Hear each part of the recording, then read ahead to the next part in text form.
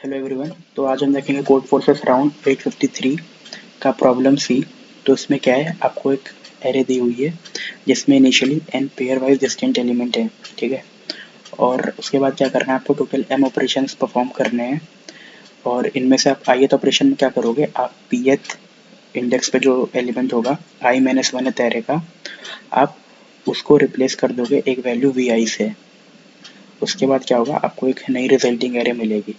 और total m operations perform करने के बाद आपको कुल m+1 एरेज मिल जाएंगी, ठीक है।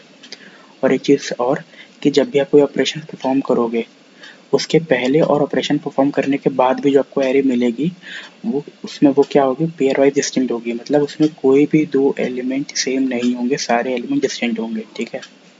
तो ये चीज़ है। तो अब आपको बताना क्या है कि क्योंकि आपके पास टोटल m+1 एरेज हो गई। अब आप जब उन m+1 एरे में से कोई भी दो एरे, मतलब पेयर पेयर करके उठाओगे कोई भी दो एरे, और उनको जब कॉन्कैटिनेट करोगे, ठीक है, तो एक रिजल्टिंग एरे आपके पास आएगी, ठीक है।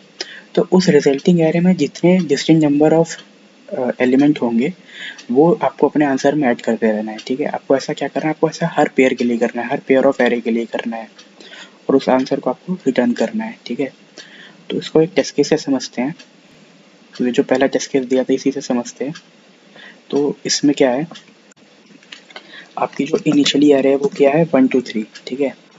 अब आप क्या करोगे, अब आप इस वाले ऑपरेशन में आप फर्स्ट इंडेक्स वाले वैल्यू को 4 से रिप्लेस कर दोगे। तो आपकी एरे क्या बन जाएगी, 4 2 और 3। अब अगले ऑपरेशन में आप क्या करोगे, आप सेकंड इंडेक्स वाली वैल्यू को 5 से रिप्लेस कर दोगे। तो आपकी एरे क्या बन जाएगी, 4 5 और 3, ठीक है। तो ये बन जाएगी।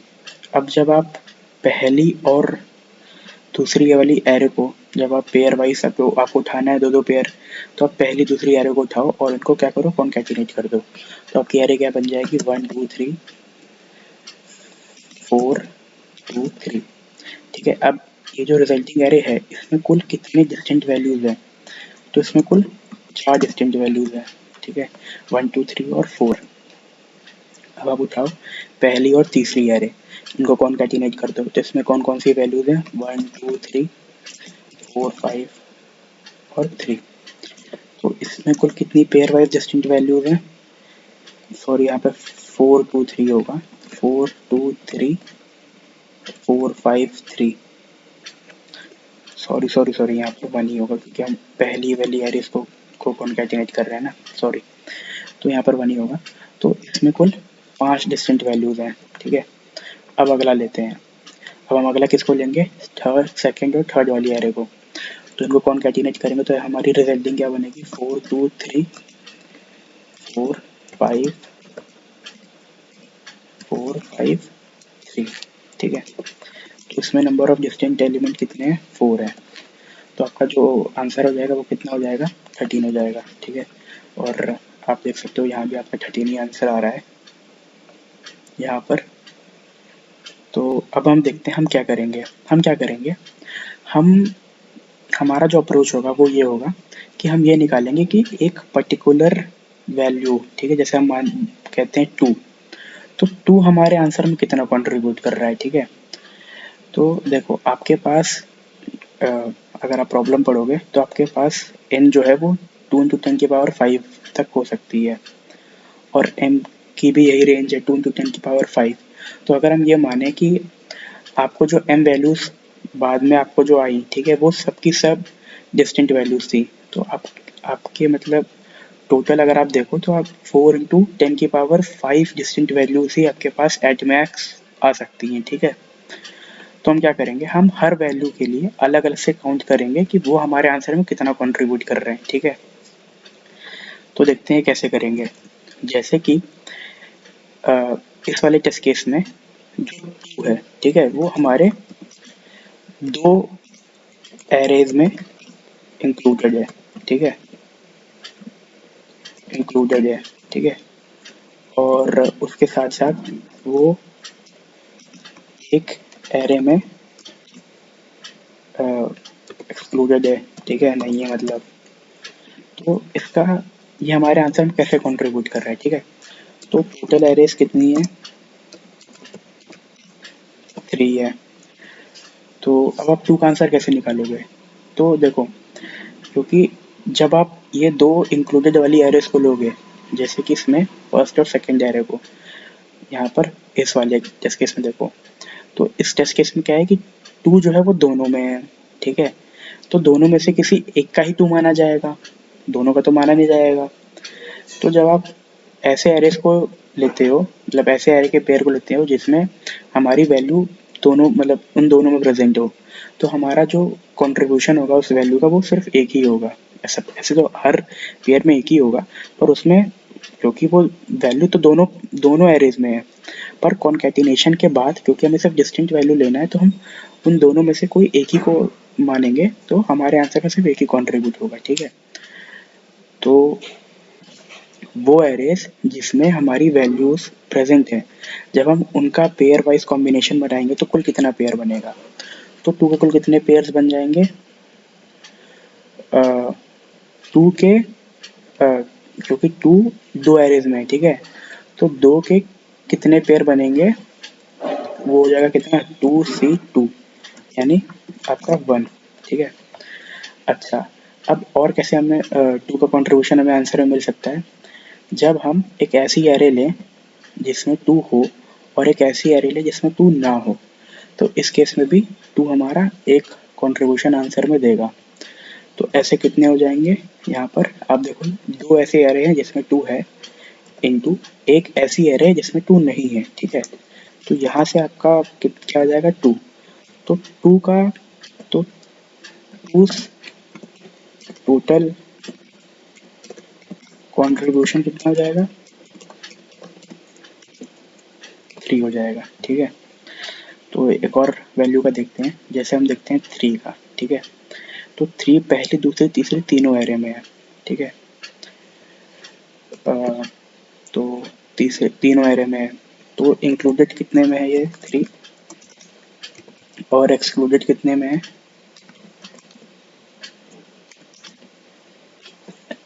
ऐसे कोई एरे है ही नहीं जिसमें 3 ना हो, ठीक है। तो जब आप उन एरेज का पेयर बनाते हो जिसमें 3 है, तो कुल कितने बन जाएंगे, 3C2, यानी 3। और जब आप क्या करते हो, आप एक ऐसी एरे लेते हो जिसमें 3 है और एक ऐसी एरे लेते हो जिसमें 3 नहीं है, ठीक है। तो उस केस में क्या हो जाएगा, ऐसी एरे कितनी जिसमें 3 है, 3, ऐसी एरे कितनी है जिसमें 3 नहीं है, 0। तो यहाँ से आपका आंसर आएगा 0, ठीक है। तो जो overall overall 3's contribution is equal to contribution is equal to 3, ठीक है। अब हम देखते हैं 1 का, 1 सिर्फ एक ही एरे में है, ठीक है, पहली वाली एरे में। तो 1 की बात करें तो इंक्लूडेड कितने में है, एक में, एक्सक्लूडेड कितने में है, 2 में, ठीक है। तो यहाँ पे क्योंकि सिर्फ एक ही में इंक्लूडेड है तो उसका तो पेयर नहीं बन पाएगा, पर इंक्लूडेड और एक्सक्लूडेड का हम निकाल सकते हैं। तो ऐसी एरे जिसमें 1 है वो है 1, और ऐसी एरे जिसमें 1 नहीं है वो है 2। तो यहाँ से आपको आंसर कितना मिल जाएगा, 2। तो ये क्या है, ये है 1's ओवरऑल कंट्रीब्यूशन, ठीक है। अब हम देखते हैं किसका, 4 का। तो 4 कितनी एरे में है, 4 भाई 2 में है और एक में नहीं है। तो सेम ये 2 की तरह हो जाएगा इसमें कि 2 में है और एक में नहीं है। तो 4 का भी टोटल कंट्रीब्यूशन कितना हो जाएगा, 3 हो जाएगा। तो 4 टोटल कंट्रीब्यूशन भी कितना हो जाएगा, 3 हो जाएगा। अब हम देखते हैं 5 का। 5 हमारे सिर्फ एक ही एरे में है, 1 की तरह। तो 1 का कितना कंट्रीब्यूशन था, 2। तो 5 का भी कितना कंट्रीब्यूशन होगा, 5 का भी कंट्रीब्यूशन कितना हो जाएगा, 2 हो जाएगा, ठीक है। तो अगर आपको ऐड करो, यानी यहाँ पर 2 का कंट्रीब्यूशन कितना था, 3, 3 का कितना था, 3, यानी 6। उसके बाद 1 का कितना था, 2, तो 6 + 2 8, 8। उसके बाद 4 का कितना था, 3, तो 8 + 3 11 और 5 का कितना कॉन्ट्रीब्यूशन है 2, तो 11 + 2 आपका 13, ठीक है। तो आपको यही करना है, आपको हर एक वैल्यू का निकालना है कि वो वैल्यू हमारे आंसर में कितना कॉन्ट्रीब्यूशन कर रही है, ठीक है। और वो चीज़ आप कैसे निकालोगे, आप उसको निकालोगे कि एक पर्टिकुलर वैल्यू हमारे कितनी एरेज में वो वैल्यू आ रही है, ठीक है। अब इसका कोड देख लेते हैं, वैसे कोड का मैं लिंक डिस्क्रिप्शन में दे दूंगा, ये कोड जावा में है। तो मैंने इसको इम्प्लीमेंट कैसे किया, मैंने इसको इम्प्लीमेंट किया हैश मैप से, ठीक है। तो सबसे पहले मैंने हैश मैप में क्या क्या डाला, हैश मैप मेरी बनाई किसकी, मैंने हैश मैप बनाई है 1, 1 मिनट, ये कहीं से दिक्कत आ रहा है इसमें, हाँ ठीक है। तो थोड़ा सा ये कोड में थोड़ी सी दिक्कत है, इसे थोड़ा ठीक कर लेते हैं, हाँ ठीक है। तो देखो अब क्या है कि इसमें तो मैंने बनाया क्या, मैंने एक हैश मैप बनाया इंटीजर और पेयर का। इंटीजर ये हैश मैप क्या कर रहा है, ये स्टोर कर रहा है कि एक पर्टिकुलर वैल्यू कुल कितनी एरेज में आएगी, ये हमें ये इस हैश मैप से पता चल जाएगा, ठीक है। तो वो काम हम कैसे कर रहे हैं, हम इनिशियली क्या कर दे रहे हैं, हम इनिशियली हम ये ऐड कर रहे हैं कि वो जो वैल्यू है वो सबसे पहले हमें किस एरे में दिखाई दी।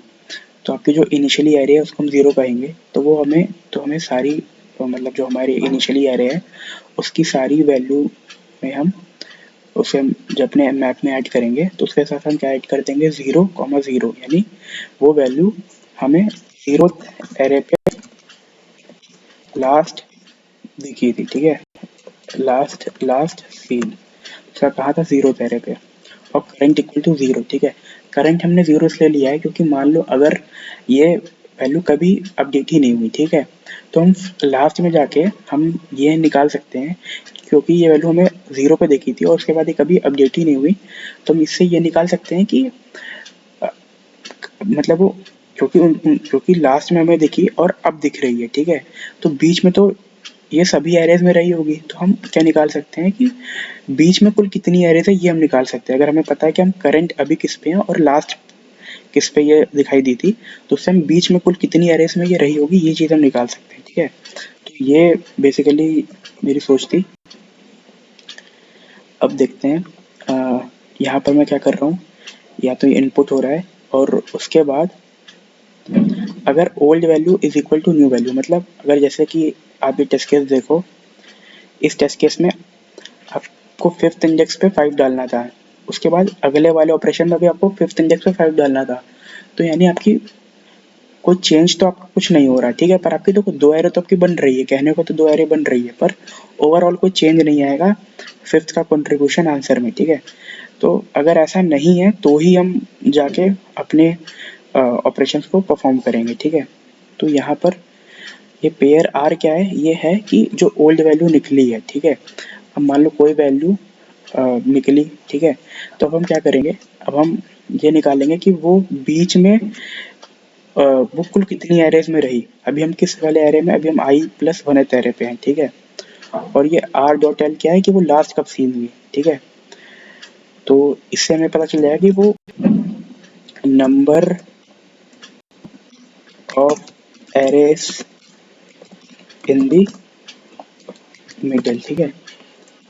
तो वो हमें बीच में कुल इतनी एरेज में दिखाई दी, तो उस चीज़ को हम उसके टोटल में, मतलब उस पर्टिकुलर वैल्यू के टोटल में r.parent में ऐड कर देंगे, ठीक है। और उसे हम वापस अपने मैप में डाल देंगे, और इस बार उसका लास्ट सीन हम क्या कर देंगे -1, ठीक है। कि अभी तो वो हमें, मतलब अब तो वो रिप्लेस हो चुकी है हर जगह से, और अब तो वो हमें अभी तक तो दिखी नहीं, ठीक है। अब जो हमारी नई वैल्यू आ रही है, या तो वो पहले से हमारे मैप में होगी, ठीक है, या तो वो नहीं होगी। अगर वो नहीं होगी तो हम क्या करेंगे, वो हमें दिखी कब, वो हमें कब दिखी, वो हमें i+1th एरे में दिखी, ठीक है। अब यहाँ पर हम i+1 क्यों कर रहे हैं, ठीक है। देखो क्योंकि 0th एरे तो हमारी जो हमको दी होगी वो होगी, फिर यहाँ पर हम यहाँ पर ये ऑपरेशंस परफॉर्म कर रहे हैं। तो जब हम जीरो ऑपरेशन परफॉर्म कर रहे हैं तो उससे जो हमारी एरे बन रही है वो हमारी फर्स्ट एरे बन रही है। जब हम फर्स्ट ऑपरेशन परफॉर्म कर रहे हैं मतलब इसके हिसाब से 0 1 2 3, तो जब हम जीरो ऑपरेशन परफॉर्म कर रहे हैं मतलब अगर आप लूप के हिसाब से देखो तो जीरोथ ऑपरेशन, पर अगर आप मतलब वैसे देखो इनपुट के हिसाब से तो आपका जब पहला ऑपरेशन होगा, ठीक है। तो हम लूप के हिसाब से बात करते हैं, तो जब आप जीरोथ ऑपरेशन परफॉर्म कर रहे हो तो आप किस पे कर रहे हो, आप फर्स्ट वाली एरे पे कर रहे हो। जब आप फर्स्ट ऑपरेशन कर रहे हो तो आप किस पे कर रहे हो, सेकंड वाली एरे पे कर रहे हो। इसलिए हम यहाँ पर क्या लिखे हैं, i+1 ले रहे हैं कि ये वाली जो वैल्यू है ये लास्ट हमें कब दिखाई दी, ये हमें लास्ट दिखाई दी i+1th एरे में, ठीक है। तो यहाँ पर क्या है कि अगर वो वैल्यू अगर हमें पहले भी कभी दिखाई दी है, ठीक है, और मतलब ये जो ये लाइन लिखी थी ये मैंने इसलिए लिखी थी कि क्योंकि देखो यहाँ पर अगर आप आ रहे हो, ठीक है, मतलब कोई वैल्यू आपकी एरे में ऐड हो रही है तो जाहिर सी बात है उसका जो लास्ट सीन होगा वो -1 ही होगा।